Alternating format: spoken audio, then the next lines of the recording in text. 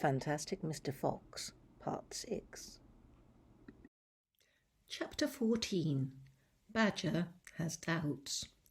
"Just one more visit," cried Mr. Fox. "And I bet I know where that'll be," said the only small fox now left.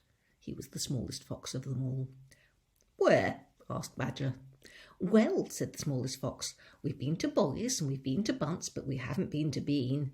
It must be Bean." "You are right," said Mr. Fox, "but what you don't know is which part of Bean's place we are about to visit." "Which?" they both said together. "Aha," said Mr. Fox, "just you wait and see." They were digging as they talked. The tunnel was now going forward fast. Suddenly Badger said, "Doesn't this worry you just a tiny bit, Foxy?" "Worry me?" said Mr. Fox. "What?" "All this stealing." Mr. Fox stopped digging and stared at Badger as though he had gone completely dotty.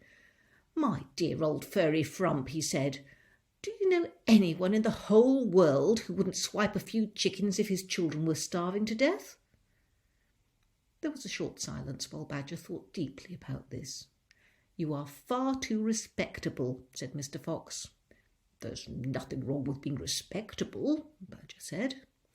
"Look," said Mr. Fox, "Boggis and Bunce and Bean are out to kill us. You realise that, I hope?" "I do, Foxy, I do indeed," said the gentle Badger. "But we're not going to stoop to their level. We don't want to kill them." "I should hope not indeed," said Badger. "We wouldn't dream of it," said Mr. Fox. "We shall simply take a little food here and there to keep us and our families alive. Right?" "I suppose we'll have to," said Badger. "If they want to be horrible, let them," said Mr. Fox. "We down here are decent, peace-loving people." Badger laid his head on one side and smiled at Mr. Fox.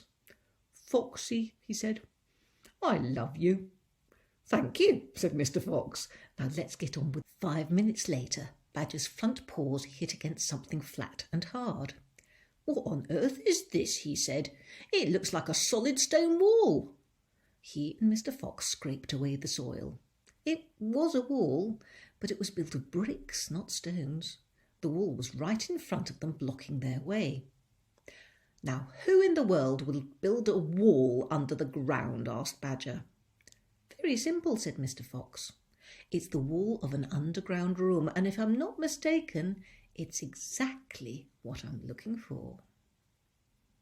Chapter 15. Bean's Secret Cider Cellar. Mr. Fox examined the wall carefully. He saw that the cement between the bricks was old and crumbly, so he loosened a brick without much trouble and pulled it away. Suddenly, out from the hole where the brick had been, there popped a small, sharp face with whiskers. "Go away," it snapped. "You can't come in here. It's private." "Good Lord," said Badger.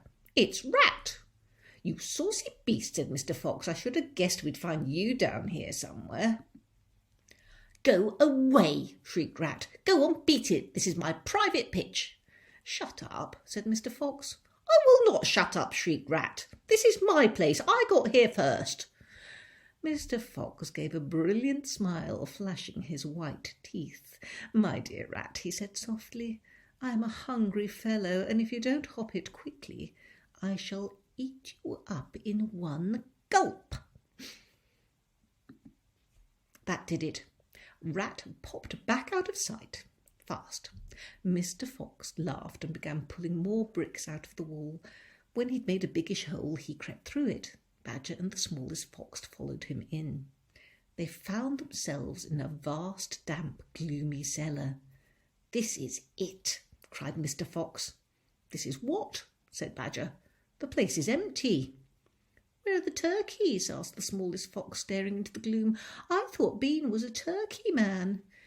"He is a turkey man," said Mr. Fox, "but we're not after turkeys now. We've got plenty of food." "Then what do we need, Dad?" "Take a good look around," said Mr. Fox.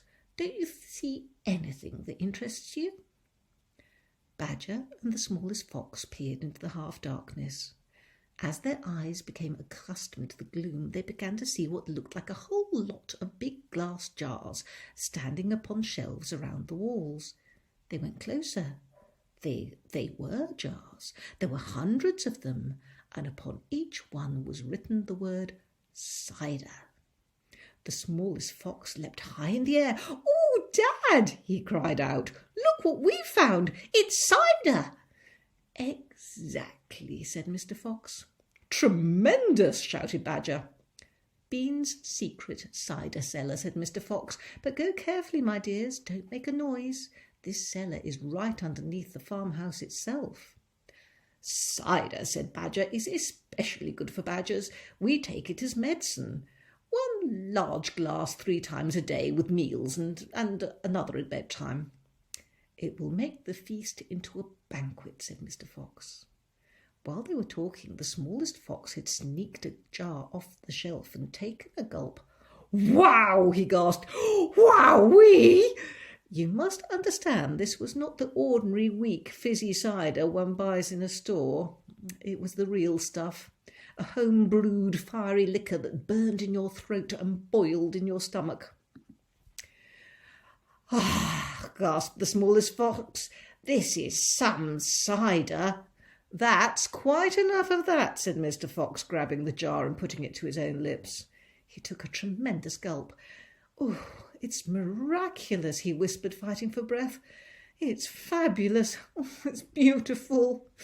"It's my turn," said Badger, taking the jar and tilting his head back well. The cider gurgled and bubbled down his throat. It's like melted gold," he gasped. "Oh, Foxy, it's like drinking sunbeams and rainbows." "You're poaching," shrieked Rat. "Put that down at once. There'll be none left for me." Rat was perched upon the highest shelf in the cellar, peering out from behind a huge jar.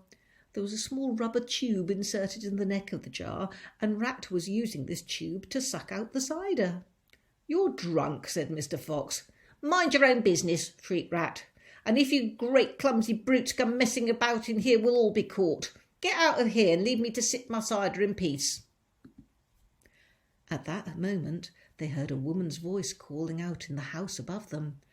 "Hurry up and get that cider, Mabel," the voice called. "You know Mr. Bean doesn't like to be kept waiting, especially when he's been out all night in a tent." The animals froze. They stayed absolutely still, their ears pricked, their bodies tense. Then they heard the sound of a door being opened. The door was at the top of a flight of stone steps leading down from the house to the cellar, and now someone was starting to come down those steps.